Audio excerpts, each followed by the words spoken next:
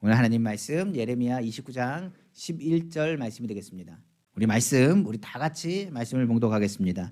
여호와의 말씀이니라. 너희를 향한 나의 생각을 내가 아나니 평안이요 재앙이 아니니라. 너희에게 미래와 희망을 주는 것이니라. 아멘. 저는 오늘 여러분과 함께 예레미야 29장 11절 말씀을 가지고 희망의 메시지라는 제목의 말씀으로 은혜 나누고자 합니다. 우리나라의 이야기를 듣고 있으면 하나님의 보호하신다는 것밖에는 할 말이 없습니다. 하나님이 보호하지 아니하시면 정치적으로나 경제적으로나 정말 이 땅에 이 나라가 어떻게 설 수 있는지 상상할 수가 없습니다. 우리가 사는 세상 지금 우울하다는 사람들이 굉장히 많습니다. 그리고 답답하다는 사람도 굉장히 많습니다. 그리고 더 나아가서 기대가 무너졌다라고 말하는 사람이 많습니다. 그리고 서로에 대해서 냉랭해졌다, 냉랭한 분위기, 냉랭한 기운이 돌고 있다라고 이야기하는 것을 보게 됩니다. 믿음도 생각도 꿈도 사라지며 부정적인 말이 끊임없이 이리저리에서 들리는 것을 듣게 됩니다. 모든 세상의 지표는 지금 굉장히 부정적입니다. 나라적인 부분, 경제적인 부분, 환경적인 부분 모든 것 할 것 없이 언론이 말을 맞추듯이 전체적인 모든 내용들은 부정적으로 이야기하고 말하고 있습니다. 기업도 사업도 나라들도 모두가 뭐라고 하느냐, 어두운 시기, 어려운 시기라고까지 이야기하고 있습니다. 그러나 이럴 때일수록 성경은 뭐라고 그러냐, 정신을 차리고 깨어 있어서 부정적인 공격에서 그 마음을 지킬 것을 이야기하고 있습니다. 베드로후서에서 얘기한 것처럼 우리가 아는 부정적인 말과 부정적인 소리, 부정적인 것을 보고 들을 때 이 심령이 다친다고 했습니다. 마찬가지로 그 마음이 다치고 상하기 때문에 부정적인 말과 부정적인 소리가 들릴 때 너희는 어떻게 하라, 정신을 차리고 그 마음을 지킬 것에 대한 것을 성경은 계속 강조하고 있습니다. 무릇 지키마다 내 마음을 지키라, 생명의 근원이 이에서 남이라고 말씀하셨기 때문입니다. 그러므로 두려운 마음, 부정적인 생각이 들어올 때마다 우리는 그때마다 주님의 음성에 귀를 기울여야 됩니다. 성경은 이것을 통해서 마음의 희망의 불이 꺼지지 않는 것이 굉장히 중요하기 때문에 희망의 말인 하나님의 말씀을 들으라고 성경은 말하고 있는 것입니다. 오늘 본문에도 오늘 뭐라고 말씀하고 있습니까? 오늘 본문의 배경을 보면 예레미야 시대 때의 상황을 설명하고 있습니다. 나라는 완전히 폭삭 망했습니다. 환경은 완전히 풍랑 가운데서 어떻게 할지 모르는 풍전등화 가운데 있습니다. 모든 것이 어려운 가운데 있는 것이 현실입니다. 그런데 그 가운데 예언자의 선포는 그렇습니다. 하나님의 심판과 징계에 대한 선포도 있겠지만은 예언자의 선포는 무엇을 선포해야 되느냐? 희망을 선포해야 됩니다. 하나님이 그럼에도 불구하고 우리에게 무엇을 주신다? 희망을 주시기 원하신다. 이 상황은 하나님께서 뭐 하길 원하냐? 이기길 원하시고 이를 통하여 하나님의 뜻이 이루어지길 원한다는 것을 선포하는 것이 누구의 메시지냐? 바로 예언자의 메시지가 될 수 있습니다. 그래서 오늘 본문에도 얘기하지 않습니까? 재앙을 주님이 말하는 게 아닙니다. 주님이 원하시는 건 평안입니다. 우리에게 말한 것처럼 재앙을 요구하시는 분이 주님이 아니라 미래와 희망을 주는 희망의 메시지를 전하는 것이 하나님의 말씀인 것을 성경은 기록하고 있기 때문에 그렇습니다. 그럼 한번 보겠습니다. 오늘 본문이죠. 예레미야 29장 11절 말씀입니다. 여호와의 말씀이라. 너희 향한 나의 생각을 내가 아나니 평안이요 재앙이 아니니라. 너희에게 미래와 희망을 주는 것이니라고 성경은 말하고 있는 것입니다. 그래서 세상에서 안 된다, 기대할 것이 없다라고 얘기해도 교회는 뭐 해야 되느냐? 주 안에서 기대하라고 선포해야 됩니다. 교회는 뭐 해야 되느냐? 하나님 바라보고 희망을 가지라고 선포하는 것이 교회의 메시지가 돼야 됩니다. 그래서 우리가 하는 것처럼 교회는 더욱 희망의 메시지, 하나님의 말씀을 선포해야 됩니다. 그래서 신앙생활하러 온 믿음의 사람들이 무엇을 가질 수 있도록, 주님이 우리를 돌보신다는 확신을 가질 수 있도록 선포하는 것이 이 강단에서 선포해야 될 주님의 선포의 메시지가 되는 것입니다. 그러므로 우리는 오직 예수 그리스도의 십자가를 바라보면서 희망의 메시지인 하나님 말씀을 듣고 절대 불안과 절망 가운데서 이기심을 얻고 돌아가셔야 됩니다. 그래서 오늘 주의 말씀을 들을 때 다시금 우리는 희망을 가져야 됩니다. 주의 말씀을 가질 때 다시금 하나님 우리를 도와준다는 확신을 가져야 됩니다. 그래서 오늘 말씀 속에서 2025년도 하나님의 말씀을 향한 우리를 향한 하나님의 계획과 하나님의 뜻하심을 바라보는 축복된 시간 되기를 다시 한번 주님의 이름으로 축원합니다. 그럼 왜 하나님의 말씀이 희망의 메시지를 오늘 말씀 속에서 은혜 나누기를 원합니다. 먼저 우리가 알 것이 있습니다. 하나님의 말씀이 희망의 메시지인 것은 하나님의 말씀은 우리에게 이야기합니다. 꿈을 가지라고 말합니다. 꿈이라는 것은 하나님이 우리에게 주시는 소원이요, 하나님이 우리에게 주시는 비전을 의미할 수 있습니다. 세상에서도 그렇습니다. 아무리 힘들고 어려워도 꿈이 있는 사람은요, 그 가운데 버티고 이깁니다. 그러나 아무리 내 삶이 부유하고 내 삶 가운데 염려가 없는 것 같고 좋은 직장에 다니고 좋은 것을 먹고 풍요로워도 그 가운데 뭐가 없으면, 꿈이 없으면 열정도 식고 그리고 우울하여 극단적인 선택까지도 바라보게 되는 것입니다. 그러니까 꿈이 없어지면 사람은 어떻게 되느냐, 살 가치와 존재에 대한 것을 계속적으로 울고심을 갖다가 부정적인 길로 가게 되는 것입니다. 많은 사람들이 상처를 받으면 뭘부터 잃느냐, 이 꿈부터 잃어가게 되는 것입니다. 그러나 아무리 힘이 들고 어려워도 이 꿈을 갖고 있으면 열정이 살아납니다. 그리고 더 나아서 그 꿈으로 인하여 우리는 뭘 얻게 되느냐, 힘을 얻게 되는 것입니다. 아까 얘기한 예레미야 그 본문의 배경이 그렇습니다. 나라가 지금 완전히 흔들어졌습니다. 무너졌습니다. 사람들은 기대할 것이 없습니다. 그런데 주님은 뭐라고 말씀을 했냐, 계속적으로 말하는 것이 이스라엘아 꿈을 가져라. 이스라엘아 너희가 망하는 것이 아니라, 너희가 흩어지는 것이 아니라 너희가 다시 회복되고 돌아올 것이라. 그러니 뭐라고 말하느냐, 하나님 말씀은 버티라고 말하고 이기라고 말하고 끝이 아니라고 말하고 너희가 불안에 살기를 원하지 않는다는 것을 끊임없이 말씀하고 있는 것입니다. 그래서 주의 말씀은 때가 되면 너희를 회복할 것이라. 내가 너에게 원하는 건 재앙이 아니라 평안이라. 네가 이 하나님의 말씀을 가지고 희망과 꿈을 가지라고 말하고 있는 것입니다. 그러니까 우리가 이 시대에 살면서 절망할 일이 얼마나 많습니까? 낭망할 일이 얼마나 많습니까? 그런데 성경은 말합니다. 그럴 때일수록 너희 꿈은 꺾지 말라고 성경은 말하고 있는 것입니다. 성경에 우리가 아는 요셉이 있습니다. 요셉의 삶을 생각해 보십시오. 요셉의 삶은 절망 아닙니까? 그는 형제들에게 배반당하고 배신당해서 종으로 팔려갔습니다. 애굽에 종살이 하면서도 그는 그 가운데서 최선을 다했습니다. 그런데 그 종으로 끝났나요? 아닙니다. 억울한 누명을 쓰고 그는 감옥에 들어가겠습니다. 가장 밑바닥에 감옥에 들어가는 그런 상황에서도 그는 흔들리지 않았습니다. 요동하지 않았습니다. 성경을 보니 그는 그 꿈을 놓지 않았다라고 성경은 말하고 있습니다. 하나님의 꿈을 놓지 않았기 때문에 요셉은 그 감옥 가운데도 버텨나갈 힘을 가졌다라고 이야기하는 것입니다. 그 감옥의 절망을 이길 수 있는 것, 사람이 그것을 이길 수 있습니까? 못합니다. 요셉이 꿈을 이끌어가는 것이 아니라 꿈이 요셉을 이끌어갔기 때문에 요셉이 그 환경에서도 이길 수 있었다라고 성경은 말하고 있는 것입니다. 우리도 그렇습니다. 한국에 하나님의 사람 섬기는 사람들이 하나님의 꿈을 가지고 나가면 이 나라에는 뭐가 있느냐? 희망이 있습니다. 우리가 하나님 앞에 나아갈 수 있다는 것, 교회도 그렇습니다. 하나님이 회복하시는 믿음을 갖지 아니하면 그것은 하나님의 뜻을 이룰 수가 없습니다. 그러므로 성경은 말합니다. 하나님 말씀을 들으라. 뭐라고 얘기하느냐? 너희가 끝났다고 얘기하느냐? 너에게 절망이라고 말하느냐? 하나님의 말씀은 절대로 그런 말씀하지 않습니다.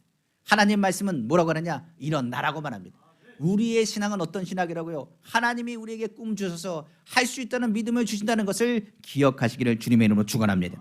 하나님 나라, 주님이 나를 치료하신다. 내가 꿈을 꾸고 이기심을 얻게 되기를 간절히 소망합니다. 성경에 아브라함에게 하나님 뭘 주셨습니까? 꿈을 주셨습니다. 그 꿈을 주셨기 때문에 그가 지시할 땅 어디로 가는지 알지 못하지만 그 땅에 갈 수 있었던 것은 그가 꿈을 가졌기 때문입니다. 우리가 무뼈를 바라보라, 아래 모래를 바라보라, 이와 같이 하나님께서 주실 것이라는 약속의 꿈을 그는 받았고 그 꿈을 그 믿음 안에서 이루었다라고 성경은 기록하고 있는 것입니다. 오늘날 그 꿈을 이루기 위해서 성경은 뭐라고 하느냐? 기도의 특권을 우리에게 주셨다라고 성경은 말씀하고 있는 것입니다. 그래서 하나님 말씀을 듣고 그냥 있는 것이 아니라 그 말씀을 가지고 붙잡고 꿈꾸셔야 됩니다. 그것을 뭐라고 그러냐? 기도라고 말할 수가 있는 것입니다. 저는 예전에 교회 학교 다닐 때 선생님께 물었습니다. 기도할 때 왜 눈을 감아야 되냐고 물었어요. 선생님이 얘기합니다. 왜 이렇게 기도 시간에 눈을 안 감냐고. 눈 감으라고, 눈 감으라고. 그럼 저희가 물어보는 게 그겁니다. 왜 눈 감으라고 하시냐고. 그런데 선생님이 이런 얘기를 합니다. 눈을 감아야 집중할 수 있다고. 하나님 앞에 집중하고 다른 거 바라보지 말고 주님 바라보고 집중하게 해서 눈 감으라고. 왜 그렇게 얘기하셔서 기도할 때 그래서 눈 감아야 되는구나. 하나님 생각하고 눈 감으라는 그 얘기구나. 저는 그렇게 어렸을 때 그렇게 들었습니다. 그런데 제가 목회하다 보니까 그거보다 더 깊은 의미가 있더라고요. 성경을 보면서 깨닫는 게 있습니다. 목회하고 깨닫는 것은 왜 눈을 감으라고 얘기하냐? 꿈을 꾸라고요. 꿈꿀 때 눈 뜨고 꿈꾸지 않습니다. 눈을 감고 우리는 꿈을 꿉니다. 마찬가지로 하나님 눈에 보이지 않습니다. 그러나 눈을 감으면 하나님의 말씀을 생각하고 눈을 감으면 하나님이 주시는 꿈을 우리에게 보여주십니다. 그러니까 우리가 눈을 떴을 때는 보이지 않는 것이 눈을 감고 기도할 때 보여주신다는 것을 의미합니다. 아픈 사람이 눈을 감고 기도할 때 무엇이 보이겠습니까? 절망이 보입니까? 하나님이 도와준다고 했을 때 절망이 보이는 것이 아니라 그 꿈꾸는 모습, 내가 치료받는 모습을 바라보게 되는 것입니다. 하나님의 함께함을 체험하는 것, 꿈꿨을 때 눈을 감으면 하나님의 도우심을 기대하게 되는 것입니다. 저도 성전을 보면 뭐 할까요? 그냥 기도하겠습니까? 아닙니다. 성전을 보고 지그시 눈을 감습니다. 그러면 성전에 하나님의 성전이 몰려있는 것을 바라보고 꿈꿉니다. 하나님께서 함께 하시는 것을 꿈꾸고 그리고 눈을 뜨고 또 기도하고 눈을 감고 또 하나님 바라보고 꿈을 꾸는 겁니다. 그래서 성경에 말한 것처럼 하나님의 말씀은 무엇을 통해서 우리에게 희망의 메시지가 될 것이고, 내가 눈을 감고 꿈을 꾸면 하나님께 그 꿈을 어떻게 하신다고요? 그 믿음 안에서 이루어 주신다고 성경은 말하고 있기 때문에 그렇습니다. 그 꿈은 예레미야에게 보여준 것입니다. 예레미야, 네가 볼 때는 정말 나라가 엉망이지, 환경이 엉망이지, 삶의 힘이 들지. 그러나 눈을 한번 감아봐라. 내가 이스라엘을 어떻게 만들지, 내가 그들을 갈아엎어서 다시금 돌아오게 할 것이라, 그들을 회복시킬 것이라, 그들을 향하여 메시아를 세울 것이라. 예수 그리스도에 대한 메시지를 이사야 또한 들었으며 많은 예언자들이 들어서 선포했던 것을 우리는 기억할 것입니다. 성경에서 말한 것처럼 우리에게 하나님의 마음, 하나님의 일들을 감당할 수 있도록 꿈을 주시고, 이 꿈을 이루어 나갈 땐 누군가의 우리의 모습은 희망의 메시지가 될 것입니다. 그래서 성경에서 말한 것처럼 많이 꿈을 꾸십시오. 많이 기도하시고 그 꿈을 이루어 나가면서 우리는 뭐 하게 되느냐? 희망의 전도자가 되어야 됩니다. 성도들 하나하나가 희망의 메시지가 되길 원하고, 간증의 메시지를 통하여 많은 이들이 예수께로 돌아오는 하나님의 역사를 이뤄나가시는 우리 은빛교회 성도가 되기를 다시 한번 주님의 이름으로 축원합니다. 두 번째로 하나님의 말씀이 왜 희망이 될까요? 성경은 말합니다. 하나님의 말씀과 희망, 이 희망은 뭐와 연결되느냐? 믿음과 연결되기 때문에 그렇습니다. 성경에 말한 것처럼 희망을 갖는다, 꿈을 꾸는다. 그 꿈은 무엇으로 이루어지느냐? 믿음으로 이루어질 수가 있습니다. 우리가 항상 주님의 신앙생활합니다. 그러나 믿음은 무엇을 통해서 이루어지느냐? 하나님의 말씀을 들으면서 이루어진다라고 성경은 기록하고 있기 때문에 그렇습니다. 그래서 예수님께서 말씀하십니다. 그리고 나서 항상 병자들과 눌린 자들을 향해서 얘기합니다. 뭐라고 얘기하시느냐? 내 믿음대로 될지어다라고 선포합니다. 성경은 말하기를 그들의 무엇을 보시고? 믿음을 보시고 선포하셨다고 말합니다. 장애를 치료할 때도 성경은 말합니다. 내 믿음대로 될지어다. 다리가 불편한 사람을 치료할 때도 내 믿음대로 될지어다. 눈을 보지 못하는 사람을 치료할 때도 내 믿음대로 될지어다. 귀에 들리지 않는 사람을 향해서도 내 믿음대로 될지어다 선포했을 때 그들은 치료받았고 그 믿음대로 역사하셨다고 성경은 말하고 있습니다. 마찬가지로 성경이 말합니다. 안진뱅이는 그 태어날 때부터 날 때부터 안진뱅이라 일어날 것을 생각하지 못했습니다. 그들에게는 희망이라는 자체가 없었습니다. 날 때부터 소경된 사람은 아예 볼 생각을 하지 않았습니다. 내가 어떻게 뜨느냐? 난 한 번도 세상을 본 적이 없는데, 그는 본다는 것에 대한 의미를 깨닫지 못했을 것입니다. 그런데 예수님께서 넌 볼 것이다, 넌 일어날 것이다, 너는 회복될 것이다, 그 메시지가 희망의 메시지로 들린 것입니다. 그 메시지를 무엇으로 받으면? 믿음으로 받으면 하나님의 역사가, 기적이 나타나는 것입니다. 성경 마태복음 9장 29절에 30절입니다. 이에 예수께서 그들의 눈을 만지시며 이르시되 너희의 믿음대로 되라 하시니 그 눈들이 밝아진지라. 마태복음 15장 28절입니다. 이에 예수께서 대답하여 이르시되 여자여 내 믿음이 크도다, 내 소원 되리라 하시니 그때로부터 그의 딸이 나으니라. 성경은 말하고 있는 것입니다. 그래서 우리가 희망의 메시지를 들으면 그것을 무엇으로 받을 때? 믿음으로 받을 때 하나님의 역사하시고 기적은 일어나게 되는 것입니다. 그러므로 우리가 하나님의 믿음 안에서 그 기적을 이루려면 어떻게 될까요? 믿음은요, 요동하면 안 됩니다. 흔들리면 안 됩니다. 믿음을 뭐라고 얘기하느냐? 받침대라고 얘기했습니다. 이 받침대가 흔들리면 그 위에 무엇을 얹을 수 있겠습니까? 하나님이 희망과 응답을 주시려고 하는데 그 믿음의 받침대가 흔들려 버리면 아무것도 우리에게 주어질 수가 없는 것입니다. 그래서 믿음은 요동하면 안 되고 흔들리지 말아야 되는 것입니다. 우리를 요동하게 하는 것은 부정적인 소리입니다. 그리고 두려워하는 마음입니다. 그렇기 때문에 두려움을 내어 쫓으라고 말하고 있습니다. 믿음을 요동하는 모든 요소들을 제거하지 않고는 하나님의 역사와 기적은 나타나지 않는다는 것을 성경은 말하고 있기 때문에 그렇습니다. 그러므로 두려움을 먼저 이겨야 됩니다. 이게 될까? 아니 이것이 정말 이루어질까? 그런 염려와 의심하지 말고 하나님이 나에게 희망의 메시지를 주시고 나에게 그 메시지가 레마로 받아들이면 우리는 무엇하라고요? 할 수 있거든이 무슨 말이냐? 믿는 자에게 능치 못하니 없습니다. 내게 능력 중에서 내가 모든 것을 할 수 있다는 것을 믿음으로 선포하셔야 됩니다. 성경을 보면 욥이라는 의인이 있습니다. 욥은 하나님이 인정한 의인이었습니다. 그런데 성경을 보니 그의 마음속에는 늘 두려움과 무서움이 있었다는 것을 확인할 수 있습니다. 하나님을 믿는 사람이 두려움을 갖게 되면 그 믿음에 대한 것을 증명해 보여야 되는 겁니다. 욥에게 사단이 이야기한 겁니다. 믿음을 뭐 하라고요? 증명해 보이라는 거예요. 자녀가 죽게 됩니다. 재물을 다 잃게 됩니다. 그 몸도 아프기 시작합니다. 그리고 그 몸도 견딜 수 없을 만큼 괴로워지기 시작합니다. 그때 욥이 고백한 내용이 바로 이겁니다. 바로 욥기 3장 25절입니다. 내가 두려워하는 그것이 내게 임하고 내가 무서워하는 그것이 내 몸에 미쳤구나. 성경 그대로 나오지 않습니까? 두려워하는 그것이 내게 임했습니다. 무서워하는 그것이 내 몸에 미쳤습니다. 그러니까 몸의 연약함에 대한 무서움, 그리고 또 환경에 대한 두려움의 욥이 믿음을 갖고 있는 사람이었지만은 그 가운데 품고 있었다는 것을 확인할 수 있습니다. 그리고 나서 친구들이 어떻게 합니까? 끊임없이 부정적인 말을 하기 시작합니다. 뭐라고 그러냐? 하나님이 너를 사랑하시는 건 아닌 것 같다. 하나님이 널 보니까 너 죄가 있어서 그 가운데 너의 삶이 이렇게 무너지는 것 같다. 하나님께 회개하고 하나님 관계를 회복해야 되는 거 아니냐? 너 도대체 뭘 잘못했길래 이렇게 벌을 받았느냐? 너의 상황에 문제가 있지 않느냐라고 하면서 끊임없이 욥을 괴롭히기 시작합니다. 그래서 성경을 보니까 욥의 아내마저 뭐라 그러냐? 야, 너는 저주하고 욕하고 죽어버려라 라고까지 이야기하면서 말하는 대목이 성경에 기록되어 있습니다. 그때 욥이 어리석은 말을 하지 말라. 나는 하나님을 믿는 사람이요, 하나님이 살아계시고 주신 자도 여호와시요 거둬가신 여호와시다. 내가 하나님 앞에 범죄하지 않겠다라고 그 입술을 닫았다라고 성경은 기록합니다. 그런데 왜 이런 일이 일어날까요? 욥에게 있었던 희망은 하나님입니다.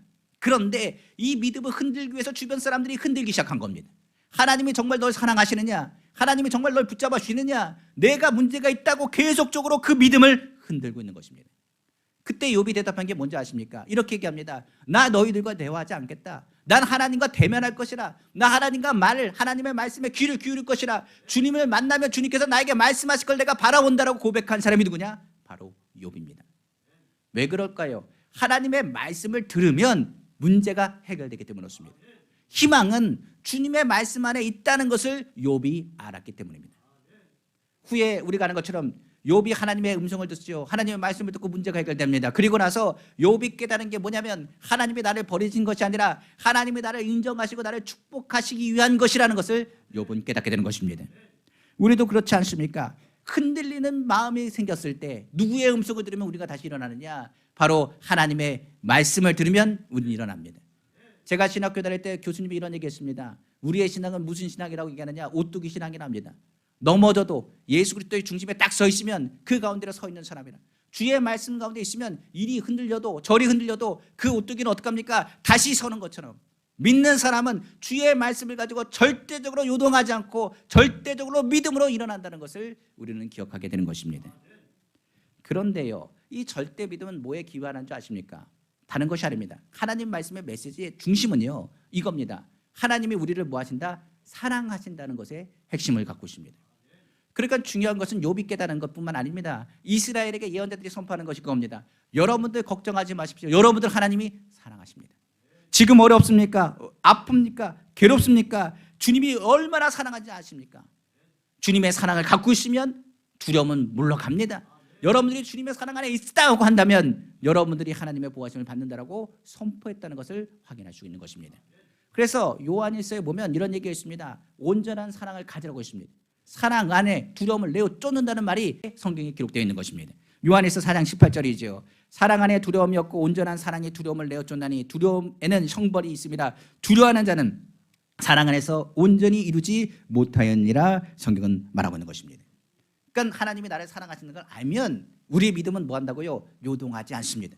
어떤 환경 속에도 주님이 나를 사랑하시고 나를 붙잡으신다는 그 확신을 가지고 나아가기를 간절히 원합니다. 그것이 어디 있다고요? 하나님 말씀에 있어요. 창세기부터 계시록까지 말씀이 누굴 얘기하느냐? 예수 그리스도를 얘기하는데 예수 그리스도는 무엇을 얘기하느냐? 하나님이 세상을 이처럼 사랑하사 독생자 예수 그리스도를 우리에게 보내셨고 예수 그리스도가 우리의 죄를 청산하시사 십자가 달리시고 죽으시고 우리를 구원하시고 하나님의 나라에 대한 소망을 주게 하시고 다시금 오시겠다고 약속하신 것을 성경 기록합니다. 왜?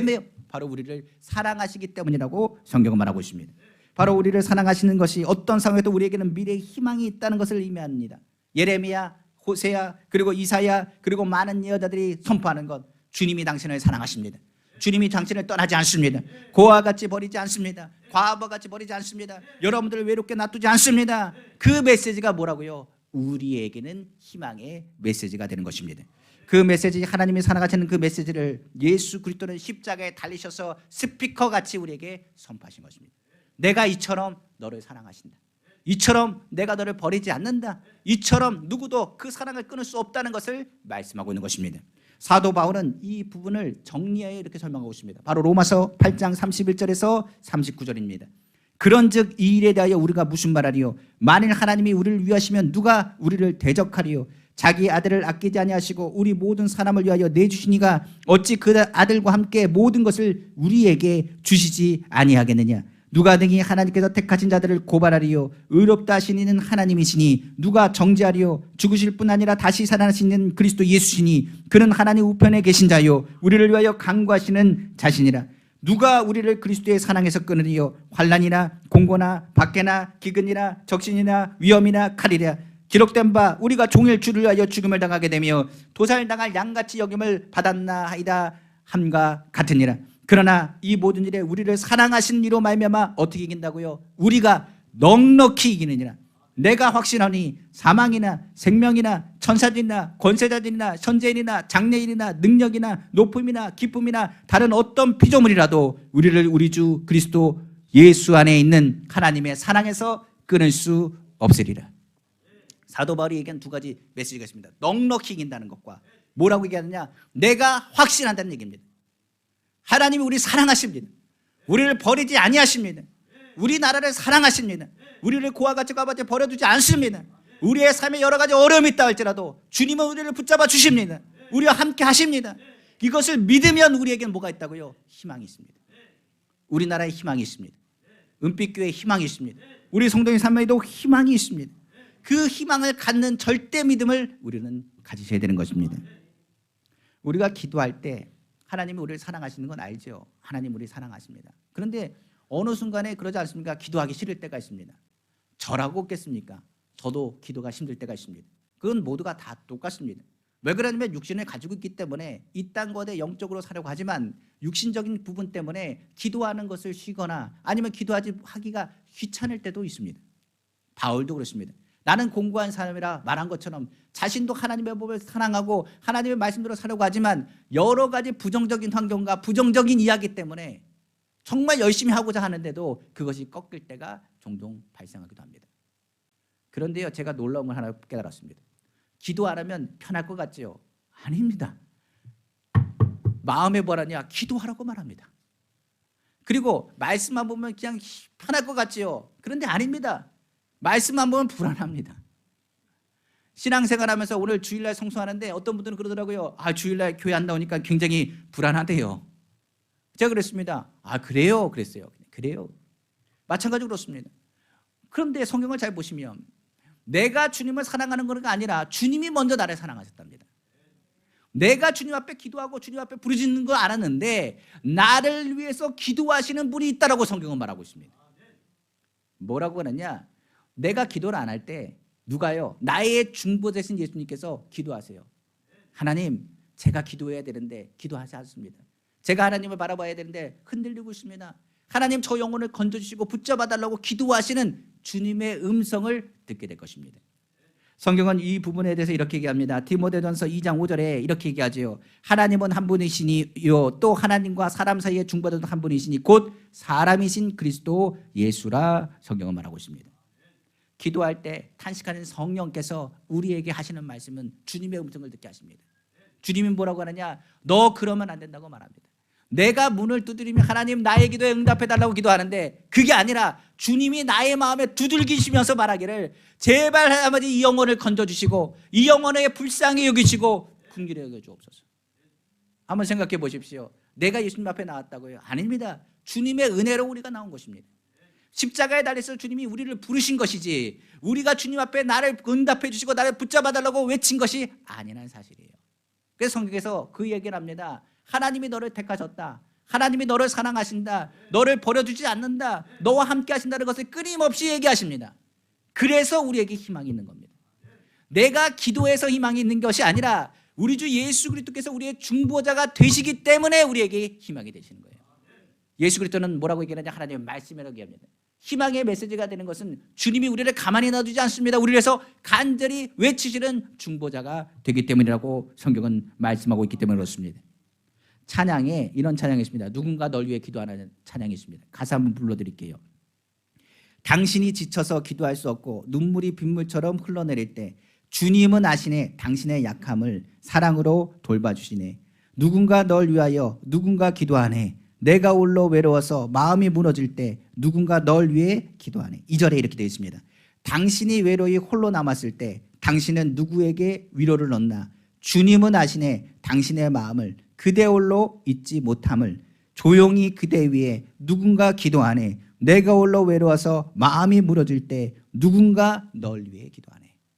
우리가 잘 아는 찬양이죠. 마음이 찢어서 기도할 수 없을 때 누가 기도하신다고요? 누군가 널 위해서 기도하는 그 널 위해서 기도하는 누군가는 누굽니까? 바로 주님이세요. 예수님이 우리 위해서 기도하시니까 우리가 신앙생활을 하는 겁니다. 저도 기도하기 싫은데 기도할 수밖에 없는 게 주님이 기도하시는 것을 알게 하시니까 기도하게 하는 겁니다. 신앙생활 내가 한다고요? 아닙니다. 성령이 도와주셔야 된다고 말합니다. 성령이 도와주시고 성령이 보여주신 게 뭡니까? 주님의 마음이 무엇인지를 깨닫게 하시죠. 그래서 내가 한다고 하면 안 됩니다. 내가 하는 게 아니라 주님이 하시는 거예요. 하나님의 뜻과 하나님에게 하나님의 메시지는 우리에게 말합니다. 희망은 나에게 있는 것이 아니라 누가? 예수 그리스도에게 있는 것입니다. 우리가 예수 그리스도에 그러므로 믿으면 우리는 뭘 얻느냐? 주님이 주신 희망을 가지고 미래를 향한 꿈을 꾸게 되어지는 것입니다. 그러므로 성경은 또한 세 번째로 얘기합니다. 그럼 하나님의 말씀은 이 희망의 메시지를 담고 복음이라고 말하는데 그 복음은 무엇을 선포하게 하느냐? 많은 이들에게 선한 영향력을 선포하게 하게 될 것이라고 성경은 말하고 있는 것입니다. 그래서 이 메시지를 통해서 우리는 어떻게 하느냐? 선한 영향력을 가지고 희망의 메시지를 선포하는 믿음의 사람들이 될 것에 대한 것을 성경은 이야기하고 있어요. 우리의 입술은 나의 상태를 의미합니다. 내가 무슨 말을 하는 것이 영적인 상태를 말하기도 하고 나의 지금 지적인 수준과 나의 지금 상황들을 설명하는 것은 이 입에 말에 있다는 것을 성경은 말합니다. 그런데 사람의 입술은 굉장히 부정적이라고 말하죠. 통계적으로 나온 얘기입니다. 하루 부정적인 말을 나도 모르게 하는 게 몇 번 하느냐? 그것을 통계적으로 연구해 봤더니 몇 번 하느냐? 하루에 몇 번 할 것 같습니까? 하루에 500번을 한답니다. 그러니까 우리가 생각할 때 무슨 말을 난 그렇게 많이 안 하는데 무슨 500번을 합니까? 라고 얘기할지 모르겠습니다. 그런데 한번 생각해 보십시오. 일어났습니다. 아이 졸린데 그냥 일어나가지고 졸려 죽겠다부터 시작해가지고 아침에 나갑니다. 아우 날씨는 오늘 왜 이렇게 추운 거야? 왜 이렇게 춥고 힘든지 모르겠다라고 얘기합니다. 그리고 운전대를 타고 차를 탑니다. 차를 탔더니 차에 딱 앉았는데 춥습니다. 아 이것 좀 왜 이렇게 추운지 모르겠어. 그리고 길을 갑니다. 그리고 주유소를 들렸더니 기름값은 또 왜 이렇게 많이 올랐는지 기름값 오른 거 가지고 이야기하기 시작합니다. 그리고 기름값 오르는 거 끝납니까? 아닙니다. 또 가다 보니까 또 정치적인 거 현수막을 보면 또 현수막 보면서 왜 저러는지 모르겠다라고 얘기합니다.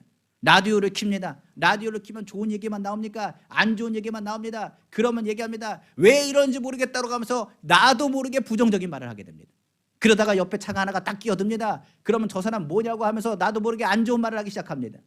그리고 또 들어가는 모든 걸음걸음 한번 생각해 보십시오. 집에 들어오는 그 순간까지 우리의 입은 끊임없이 부정적인 환경과 부정적인 말을 듣고 부정적인 말을 하고 있다는 것을 기억해야 됩니다. 그런데 성경은 말합니다. 문제는 입술로 말하기 전에는 모든 상황을 우리는 통제할 수 있습니다. 그런데 말이 한번 떨어지기 시작하면 어떻게 되느냐? 그 말에는 쉼을 갖고 있기 때문에 다시 담을 수가 없습니다. 그러니까 한번 말하면 그걸 담을 수가 없어요. 부정적인 말을 하기 시작하고 나도 모르는 그 말이 돌고 돌아서 어떻게 되느냐? 나 자신에게 돌아 나를 파괴하게 된다는 사실을 기억해야 됩니다. 그래서 부정적인 말, 파괴적인 말은 안 하는 게 좋습니다. 남을 비판하는 것, 정죄하는 것, 그 정죄하는 것은 어떻게 들어가느냐? 다시 돌고 돌아서 나에게 다시 돌아온다는 것을 우리는 기억해야 됩니다. 그래서 성경은 우리에게 말합니다. 너희는 입술의 열매를 먹는다라고 말합니다. 그러므로 우리의 환경을 모든 걸 바꿀 수 있는 것이 어디에 있다? 그 입술의 선포에 있다라고까지 말하고 있습니다. 그래서 성경은 말합니다. 우리의 세상에 있는 모든 말들은 부정적입니다. 그러나 하나님의 말씀만은 창조적이고 긍정적인 말입니다. 그래서 성경에서 말한 것이 하나님의 말씀에 희망을 가지려면 너희는 주야로 하나님의 말씀을 묵상할 것을 얘기하고 입술의 열매를 만드신 하나님이 창조의 하나님, 그 하나님께서 말씀하신 것처럼 너희의 입술에서 평안함을 선포할 것을 선포하고 있는 것입니다. 그래서 우리가 살면서 무슨 말을 제일 많이 해야 되느냐? 샬롬을 많이 해야 됩니다. 평강이 있다는 얘기를 많이 해야 됩니다. 그리고 불안에 대한 것을 얘기하는 것이 아니라 하나님이 치료하신다는 것을 말씀을 가지고 선포하셔야 됩니다. 한번 성경 보겠습니다. 이사야 50장 19절입니다. 입술의 열매를 창조하시는 자 여호와가 말하노라. 먼 데 있는 자에게든지 가까운 데 있는 자에게든지 평강이 있을지어다. 평강이 있을지어다. 내가 그를 고치리라 하셨느니라. 지금 상황이 평안하지 않습니다. 그런데 하나님은 평안하게 하십니다. 지금 상황이 어렵습니다. 하나님이 그 어려움을 이기게 하십니다. 하나님이 도와주신다는 믿음의 선포가 이루어져야 됩니다. 전에 한번 얘기하셨습니까? 순복음에서는 아파서 죽겠다 하지 말라고요. 아파서 살겠다. 힘들어서 죽겠다는 얘기하지 말라고요. 힘들어서 살겠다. 오히려 믿음 안에서 그 입술의 선포를 하나님의 말씀으로 바꾸라고까지 이야기하고 있는 것입니다. 그러다 보니 성경의 하나님 말씀 중에 시편 91편 말씀이 있습니다.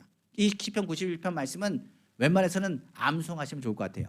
이 시편 91편 말씀이 우리의 인생에 있어서 환경을 변화시키는 입술의 고백이 되기 때문입니다. 제가 봉독해 드립니다. 시편 91편 말씀입니다. 지존자의 은밀한 곳에 거주하며 전능자의 그늘 아래 사는 자여, 나는 여호와를 향하여 말하기를 그는 나의 피난처요 나의 요새요 내가 의뢰하는 하나님이라 하리니 이는 그가 너를 새 사냥꾼의 울매에서와 심한 전염병에서 건지실 것이미로다. 그가 너를 그의 깃으로 덮으시니 내가 그의 날개 아래에 피하리로다. 그의 진실함은 방패와 송방패가 되시나니 너는 밤에 찾아오는 공포와 낮에 날아오는 화살과 어두울 때 퍼지는 전염병과 밝을 때 닥쳐오는 재앙을 두려워하지 아니하리로다. 1000명이 내 왼쪽에서 10,000명이 내 오른쪽에서 엎드려지나 이 재앙이 내게 가까이 하지 못하리로다. 오직 너는 똑똑히 보리니 악인들의 보응을 내가 보리로다. 내가 말하기를 여호와는 나의 피난처시라 하고 지존자를 너의 거처로 삼았으므로 화가 내게 미치지 못하며 재앙이 내 장막에 가까이 오지 못하리니 그가 너를 위하여 그의 천사들을 명령하사 내 모든 길에서 너를 지키게 하심이라. 그들이 그들의 손으로 너를 붙들어 발이 돌에 부딪히지 아니하게 하리로다. 내가 사자와 독사를 밟으며 젊은 사자와 뱀을 발로 누르리로다.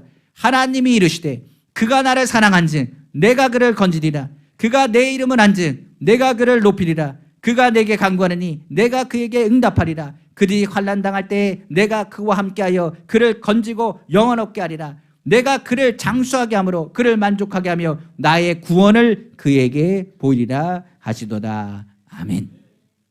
하나님의 말씀 일어나자마자 이 말씀을 좀 한 번씩 선포했으면 좋겠어요. 주님이 나를 건지십니다. 재앙이 가까이 오지 못합니다. 천사들을 시켜 나를 보호하십니다. 하나님을 사랑하니 내가 사랑을 받습니다. 내가 하나님을 사랑하니 하나님이 나를 건져주십니다. 주님의 이름을 높입니다. 주님이 나를 높일 줄 믿습니다. 주님이 나를 장수하게 함으로 하나님 아버지 구원을 나에게 보이십니다. 그러므로 우리가 아는 것처럼 마지막 때를 살아가는 우리 마음 가운데 하나님 말씀은 끊임없이 환경을 바꾸라고 선포하고 있습니다. 우리의 삶 가운데 할 수 없다는 그리스도인이 아니라 하나님의 말씀을 받고 할 수 있다는 믿음을 가지고 전진하는 하나님의 사람 되기를 간절히 원합니다. 우리의 삶의 선포가 선한 영향력을 줍니다. 그 영향력을 통해서 하나님의 교회뿐만 아니라 성도님들의 삶에도 하나님의 은혜와 기적이라는 것을 바라보기를 다시 한번 주님의 이름으로 축원합니다. 말씀을 마치겠습니다. 오늘 주님의 말씀이 우리에게 주는 메시지가 있습니다. 뭘 가지라고요? 꿈을 가지십시오. 하나님은 우리를 버리지 않습니다. 고와 같이 과부와 같이 우리를 버리지 않습니다. 너의 생각을 내가 안다고 했습니다. 너의 생각에 불안과 염려가 있느냐? 그 생각을 내가 안다고 했습니다. 그러나 나의 생각을 다무라고 했습니다. 그 생각은 평안입니다. 바로 주님의 평안함이 성령 안에서 우리 성도들의 마음을 붙잡으심을 기억하시기를 주님의 이름으로 축원합니다.